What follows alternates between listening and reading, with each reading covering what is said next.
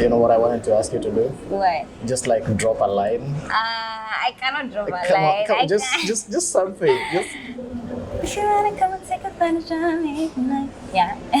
I like I- that. Ladies and gentlemen, viewers from all over the globe, my name is Tony Shira from The Tony Shira Show and TCTV1 USA.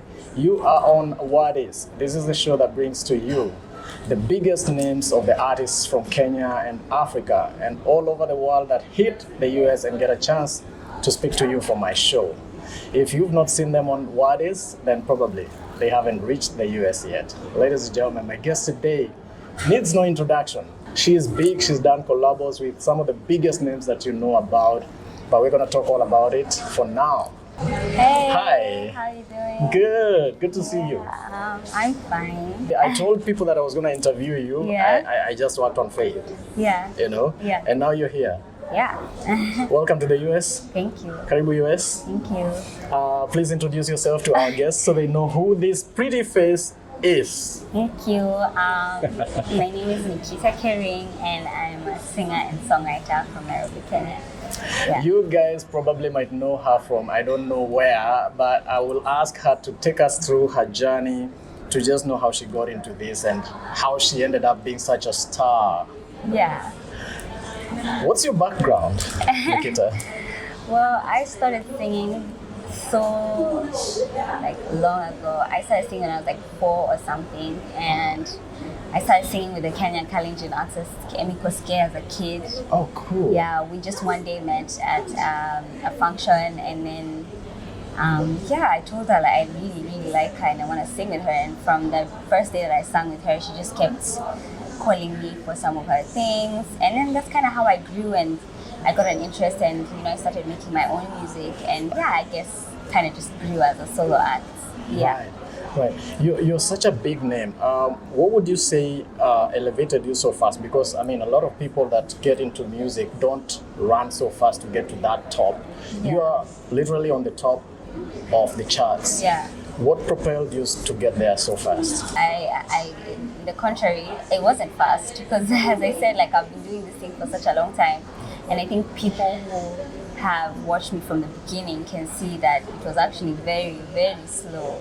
I started performing when I was 9, so to imagine that my big break happened when I was 20? When I was 19, 20. That means that it took about 10, 11 years to actually get That's there. quite some time. Yeah, so Right. it took a long time, and it was just consistency and hard work, just making music, and I just kept challenging myself to make better music each time. So that's how I got here. I think I just really want it and want more for myself still. Right. Yeah. I really like the fact that you recognize the amount of time that it took you. What would you say is the most integral thing in terms of the works that required to get into this to get you there? As I said, consistency and wanting to be better each time. So you need to consistently grow. You should consistently work and consistently grow. And in order to grow, you need to learn. So it's about exposing yourself to see like how to be better and how to make yourself more exportable as a brand. Right. And that's the research I had to like keep doing. So I'd say those two things, just to grow, I guess, and learn as much as you can. Right. Yeah. There are a lot of people who would want to know like your style of music. I think anyone who has been listening to my music can say like that's the one thing I can say that hasn't been consistent. I've been consistent with many other things, but the style of music I do hasn't, because my influences are so diverse. Like I just one day it's pop, another day it's R&B, another day it's Afrobeats. Like it just changes each time, and it's because again it's still early on in my career and I'm still experimenting. So I think the one thing that I can say is that I will sing good. Whichever song it is, I'll just You make do sure I it good. sing good. Yeah. That's lovely. And you know what I think also, like when you're that diverse, you attend to very diverse audiences because there are people who love you when you do pop, when Yeah. you do R&B, when Yeah. you do something Yeah. else. So Yeah. Yeah. you appeal to all of them. Yeah. Right. Some of the people that have known you say that you are extremely beautiful, which I agree. Thank you. Do you think that contributes to? Do you think that contributes to the rise in your music career? Yeah, I mean, of course, Yeah. like any good quality that I have Right. contributes to it. So yeah. Right. Yeah. I have a question. A lot of people that get into music very early on in their age, and a lot of young people have had very, very big challenges handling what goes on in the social media, be it fame or be it defame, if I can use that word. Yeah. Because if people don't like you, they troll you. So some people have had that challenge. Some people get too famous and they can't handle it. Yeah. What's your story? Or I have you think gotten a that- bit of both? I think it helps that my growth has been gradual, because one thing I've had the time to do is to observe. So, because I started so early and I entered social media when I was so young, my accounts weren't managed. I didn't manage my own accounts. So I kind of got to sit back and watch things Right. happen. Of course, before things were posted, I was always consulted. So it's always me, but it's never me online consistently. And I didn't really like social media either. I didn't really? like to share my life. I just knew that that's kind of what I have to do for Right. my job, Yeah. because I don't enjoy sharing my personal life online. Okay. And I have seen how much that has contributed to my peace of mind, because then people are able to just focus on the content that I provide. I don't really give people the luxury to have a say when it comes to my personal life, because Right. you don't know anything actually. You don't see. I think maybe the only person people know is my mom, but like no one ever knows that I have 5 siblings that are Oh, you do? Yeah, Wow. that are You- very you- active in my life. We're hearing that for the first time. I am Yeah. hearing that for the first time. 4 siblings, my bad. Yeah, but we're so many more in the house. Right. But I always make sure to keep my life very private, because I like to protect the things and the people that I love. That's awesome. Yeah. That's awesome. Does any of your other siblings do music? No, because then if they did, you'd know them. No. What do they do? What are their interests? I'm just curious. My brother is actually a songwriter, so once in a while he comes to studio with me, Okay. and we kind of write music together. So he has contributed to some of that for me, and Right. he's also a violinist. Oh, but cool. he does that low key. Okay. My sister's a lawyer, an advocate. So she draws your contracts. I think she goes through them. I've used her too much. Yeah? I need to start. Nowadays, I have to start paying her because it's too much. Yeah, and then my brother is in the oil and gas industry. Okay. And my little brother is still in school. Okay. Yeah. So this singing talent, would you attribute it to a lineage in your family, or No. it just started with you? No, okay, the parts of like creativity, like the creative aspect of it, I'd say for sure it's there. But like in terms of singing and kind of being a vocalist, not really. Okay. Yeah. So you're in the US with your mom. Is your mom your manager? No. Okay. No, I wasn't able to get my team here, unfortunately, because of the short notice. But yeah, my mom steps in the times where, like, you know, my team either isn't there or whatever, because she was my manager when I was younger, Right. till I was about 18, 19. I think that is so cool. Yeah. Because then she takes responsibility and she's Yeah. able to put in the filter, you know, for whatever comes to Yeah, and she's so aware of like industry. you. Shenanigans. Yeah, so nothing really shocks her. Right. She's very, very experienced. Right. Yeah, so she has her own career that she has to work on. That's why that's probably one of the reasons that she's not my manager. But like, yeah, she really comes through in the times that, you know, my team is not there with me. Awesome. Yeah. Awesome. What would you say was your big break? It was the release of X, the single X. Yeah, I'd say that was my big break. Yeah.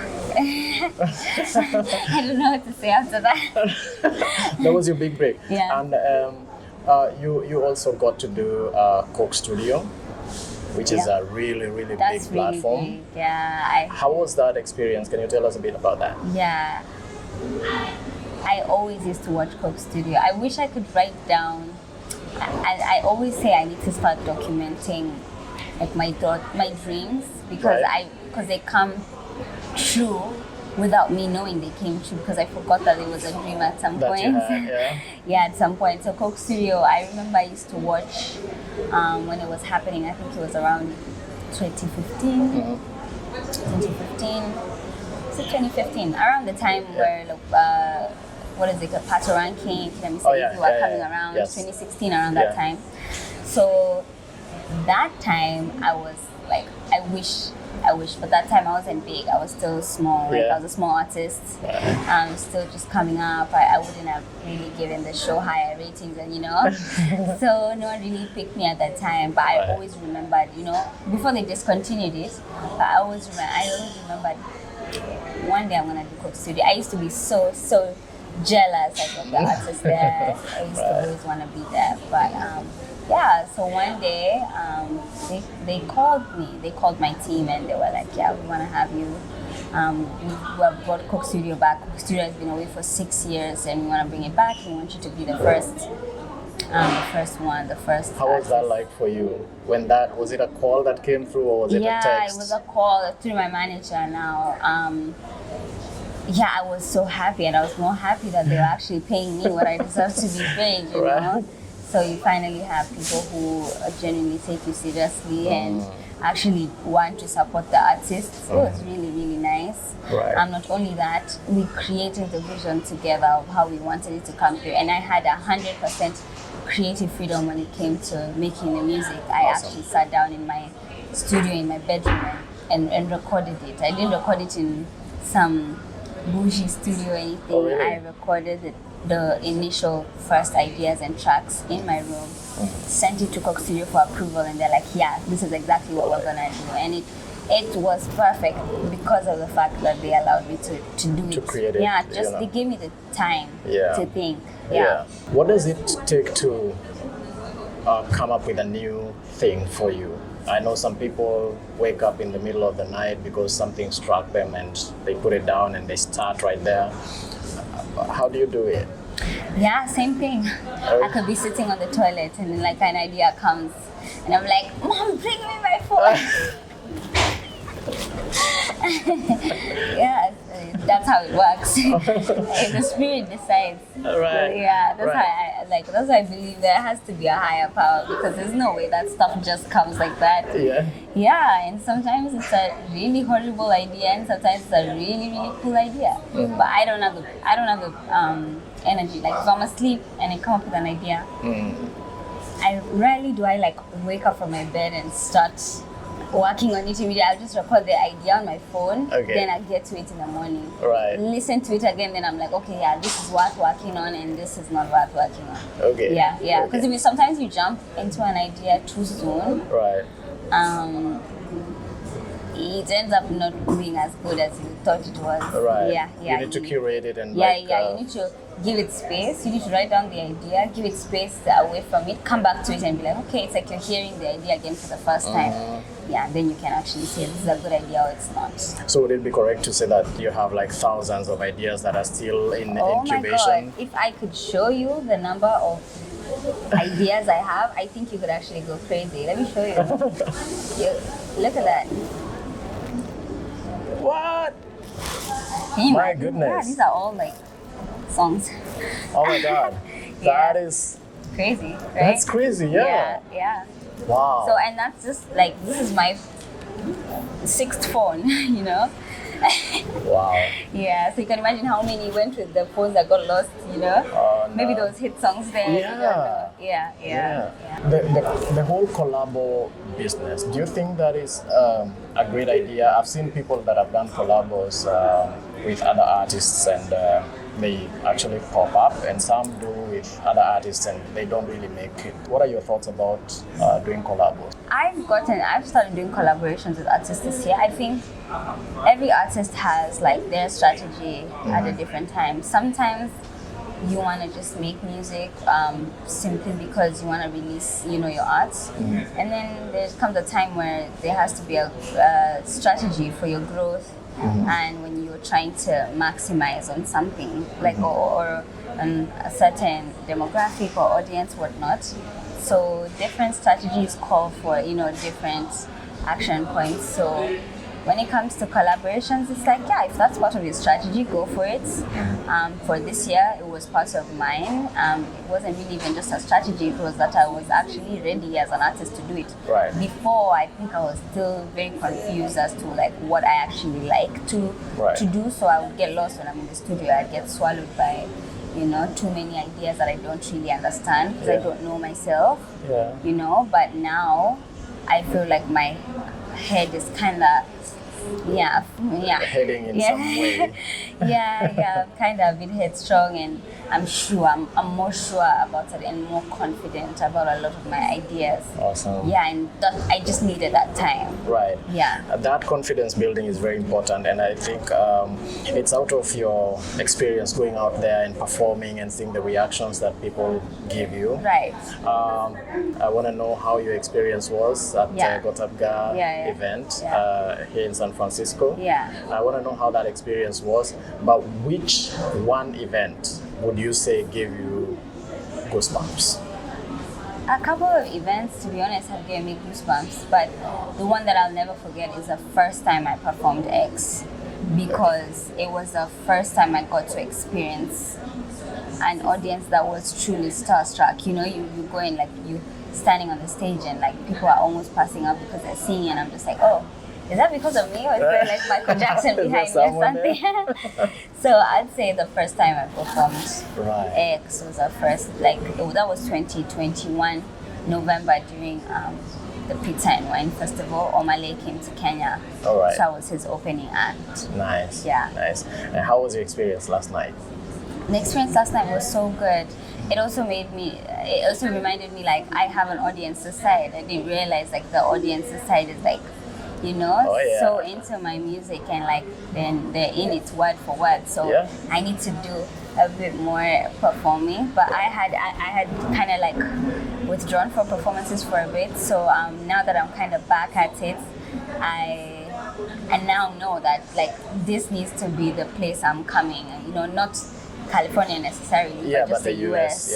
There's people here that are genuinely like my fans. Yeah, you definitely need to probably do a tour. Yeah. A tour would be good.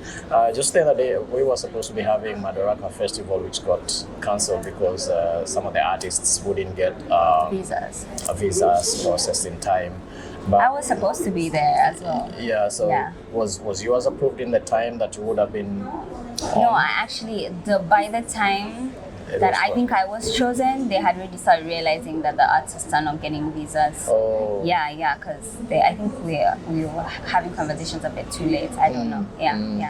I think there was a lot of unfortunate things that were happening around that time to do with the festival. So it's sad because a lot of people aren't getting visas right now. So I don't know. Yeah, that would have given you, that opportunity to also go around.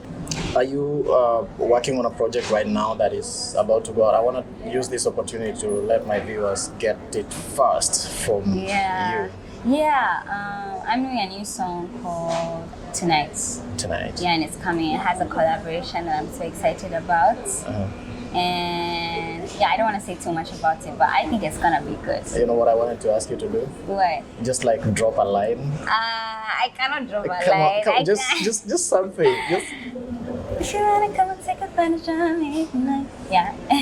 I like that. When is the release date? It should be July. Yeah. You heard it from the horse's mouth. Nikita Kering herself releasing a new hit. As we go into summer, guys, we have something to do summer. It's the summer with. banger, I swear. All and right. I'm putting my name on it, that's the summer banger. Awesome. Yeah, make sure you record this, because I can tell the future. That is so cute. You grew under the mentorship, if I use that. You grew under the mentorship of Emmy Kosgei. Yeah. She's a very heavily gospel oriented music artist. Yeah. And you're not necessarily gospel. Yeah. How is that? Can you? I just think different people have different paths in life, and that was hers, and this is mine. So she totally understood like the direction that I was going, and supported me in that sense. Yeah, we really love each other, so I think we still interpret. I like still love gospel music. She Right. still loves my music. She still supports me. Right. And it's not like I'll never sing a gospel song again. Right. Yeah, I love gospel music. So yeah, I don't think it's like one of those things that like only one can exist at the same time. Okay. They could coexist. Yeah. Okay. Yeah. Okay. Yeah. So for you, you're not in for the dichotomy in terms of like it's secular or gospel. You just do music. Yeah, I just do music, and my journey with my God is like my journey. So no one should be able to dictate what that's about. Right. What has been your biggest challenge in your growing career? I think before it was money, before it was funding for projects. Now it's, I think now it's confidence. Confidence. It's like my confidence seems to be dying the more I stay, like the longer I am in the game. You know Not what? dying, let me not say dying, or actually let me not say confidence. Because I think I can be confident. Nick, you can pretend to be confident, you can act confident. Okay. Even when you're not. I think the anxiety is a problem. Anxiety. Anxiety is growing because now you realize, it's in your hands. Before you have a manager, like who can direct you, but now it's me calling all the shots. Right. Now I have a company. Yeah. Now the company, Has expectations. it has expectations, and I'm director of the company, that, and I'm building a record label. Like there's just too many things that are happening at the same time. And as a 22-year-old, that's something that I just never thought would be thrown at my lap. It's a lot, but again, like if I wasn't anxious, it would mean that I don't care. It is not important that much, Yeah, yeah. exactly. Yeah. It would mean I don't care and it's not important. I think it's super important, and I think every single time that I had a big break or made a big move, I was anxious. Right. So I feel good about it, and I'm excited. Awesome. Yeah, Awesome. yeah. How long are you gonna be in the US? I think for like 3 more days or 4 more days. Only? Yeah, only. But I'll be back. Okay. Yeah, at least once you get the visa, you can come back and forth. Yeah. Yeah. But I'll be back. Hopefully for like a sort of like a tour July. Because I'm telling you, this release is gonna be big. So. Yeah. Are you gonna release it in the US or you will be doing No. it in I Kenya? think it depends. I don't want to say no. I don't know. But that's not in the plan. That's not in the plan. I'm supposed to be going to the UK as well, so we'll see what happens there. Okay. You have fans all over. Yeah. Wow. You probably underestimated yourself, as you said, but a lot of people know you. A lot of people love your music. They Yeah. want to get involved, Yeah. and even just to come and experience you. But also, among the people that I spoke to down here, say that you come out as a very humble person. Like Yeah. they didn't expect that from you because on the stage, you're a star. You're this big talent, and then they come to you and you're just so humble, so sweet, so nice. Maybe it's because I'm an introvert that they think I'm humble. Are you? No, I think I'm humble, but I'm an introvert for sure. I'm not very big on interactions. Right. No, baby. Not because as I told you, I'm an anxious person, Yeah. and people scare me. Right. For real, people scare me. Right. Yeah. Yeah, you're a young girl, pretty humble. You're loved by a lot of people. Do you feel like your career has exposed you to the challenges of being a young girl in an industry where there are a lot of men who want to take advantage? Yeah. How is that for you? And that's a very good question, and that comes down to the support system that I had. I'm very grateful that I had my family with me and a lot of the spaces that I was creating as a young girl. In a lot of the crazy stories that you hear, you find that unfortunately the parents just kind of left their kids to Go fend for themselves. travel to the other side of the country. I mean, Yeah. you're exposing them to the worst that can happen to someone whose frontal lobe hasn't even started to even reached its yeah. So I would say I didn't get the worst. I didn't get the worst of it. I saw it happen to a lot of people, but I was protected. Okay. I would say I've had worse things happen outside of my career and outside the music space.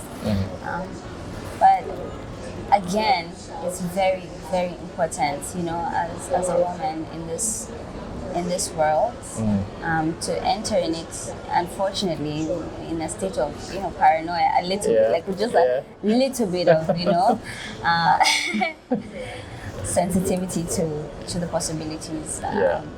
So it's important sometimes to be very careful, to be extra careful, to not be trusting. You know, the world it can harm you, and makes you cautious. People who want to harm you, it's horrible and it needs to be dealt with. But simultaneously, you have to be very, very, very careful. So, so what I did was just to not put myself, or rather to not. I don't want to say not put myself in those situations, because sometimes a lot of people didn't put themselves in those situations. Knowingly. But in the times that you can, in the times that you know you're aware of your surroundings, be with other people that you trust. And just hope for the best, because these things happen to people even when they didn't want to, and it's very unfortunate. But something that really helped me was just making sure that I'm just not moving alone. That saved me in so many situations. I hear them say that Gen Z is fearless, but the only thing that they fear most is marriage. What's your opinion about that?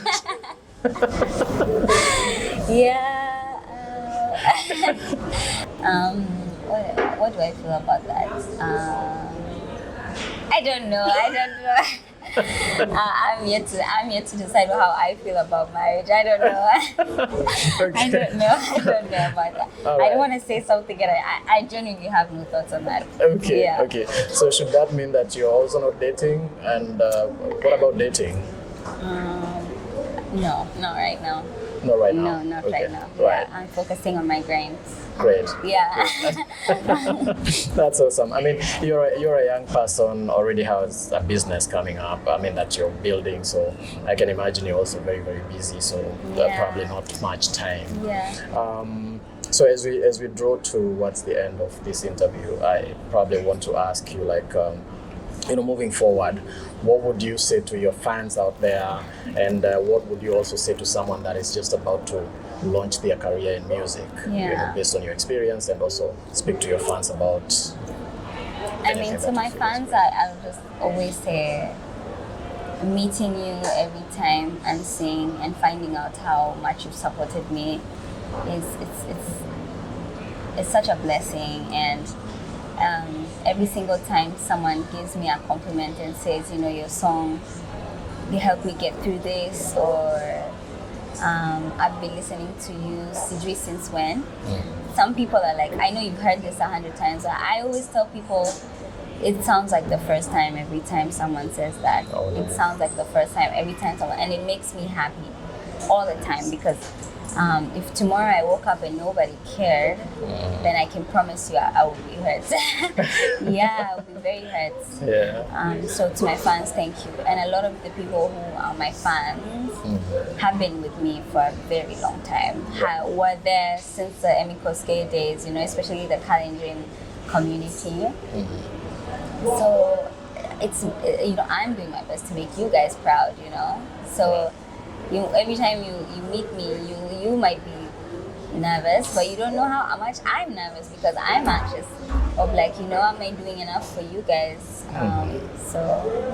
Thank you to my fans for everything. And then I guess to anyone who wants to get into the music space, it's not easy. You have to be patient. So take your time, learn as much as possible, and don't stop, because it may be the next song that's gonna get you there and change your life. That's it for me. It sounds like would be a good place to end this, but I want to ask you, is there money in music? Yes. There is money in music. Yes, there is. All right. Yeah. Ladies and gentlemen, Just Nikita strategize. Kering. Strategize, guys. Nikita Kering, strategize. Hey guys, this is Nikita Kering. You are watching TCTV1 USA. Cheers. We are out.